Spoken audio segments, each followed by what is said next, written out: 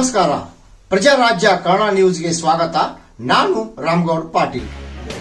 ಹುಕ್ಕೇರಿ ತಾಲೂಕಿನಾದ್ಯಂತ 19 ಪರೀಕ್ಷಾ ಕೇಂದ್ರಗಳಲ್ಲಿ ಇಂದು ಎಸ್ಎಸ್ಎಲ್ಸಿ ಪರೀಕ್ಷಾ ಪ್ರಾರಂಭವಾಗಿದ್ದು, ಅದರಲ್ಲಿ Hukkeri SK high school, Mahaveer school ಸೇರಿದಂತೆ ಎಲ್ಲಾ ಕಡೆ ಅಚ್ಚುಕಟ್ಟಾಗಿ ಒಂದು ಪರೀಕ್ಷಾ ಕೇಂದ್ರಗಳನ್ನ ಅಳವಡಿಸಲಾಗಿದ್ದು, ಈ ಒಂದು ಪರೀಕ್ಷಾ ಕೇಂದ್ರಗಳಲ್ಲಿ ಈ ಸಿಸಿ ಕ್ಯಾಮೆರಾ ಅಳವಡಿಸಿದ್ದು ಎಲ್ಲೆಲ್ಲೂ ಹದ್ದಿನ ಕಣ್ಣನ್ನ ಇರಿಸಲಾಗಿದೆ. ಈಗಾಗಲೇ ಪರೀಕ್ಷೆಯಲ್ಲಿ ವಿದ್ಯಾರ್ಥಿಗಳು ಪಾಲ್ಗೊಂಡಿದ್ದು, ಈ ಒಂದು ಪರೀಕ್ಷೆಯಲ್ಲಿ ಹುಕ್ಕೇರಿ ತಾಲೂಕಿನಾದ್ಯಂತ 7,203 ವಿದ್ಯಾರ್ಥಿಗಳು ಈ ಒಂದು ಪರೀಕ್ಷೆಯಲ್ಲಿ ಪಾಲ್ಗೊಳ್ಳುವರಿದ್ದು, ಇಂದಿನಿಂದ ಎಸ್ಎಸ್ಎಲ್ಸಿ ಪರೀಕ್ಷೆಗೆ ನಡೆಯುತ್ತಿರುವುದರಿಂದ ಪ್ರಜಾರಾಜ್ಯ ಕನ್ನಡ ವಾಹಿನಿಯಿಂದ ಅವರಿಗೆ ಬೆಸ್ಟ್ ಆಫ್ ಲಕ್.